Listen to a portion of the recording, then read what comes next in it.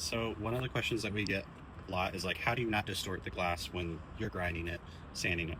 Well, a couple of years ago, we switched to this brand, Starkey brand, of grinding discs for the initial grind. It's 120 grit. It sounds like it's a crazy rough scratching that we're doing to it, and it is. But this makes it to where the glass stays very flat. It's like using a planer on a piece of wood, on a fine piece of furniture. You keep it nice and flat that way. That's what this does. Instead of with other discs, you see how thin that is, and it's solid. And then you use a pretty decently hard backing pad with it. If you use something soft like what we use to finish sand, like a soft Mirka disc, that's going to allow for distortion.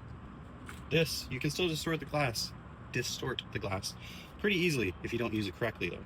For instance, if you don't keep it consistently flat, that's if you're putting too much pressure on one side than the other, you'll distort it, leaving the glass like a funhouse mirror.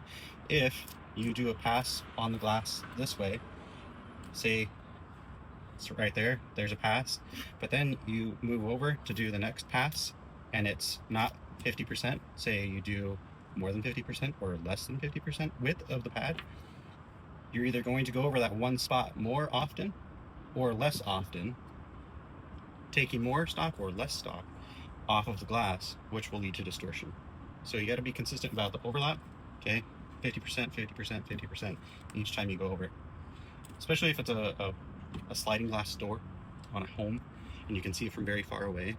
If you just do up and down passes on it, like this, if you only do passes like that with this, even if you're keeping consistent speed, consistent pressure, and that sort of thing, and consistent overlap, you're going to distort it by only doing that style or that pattern of grinding.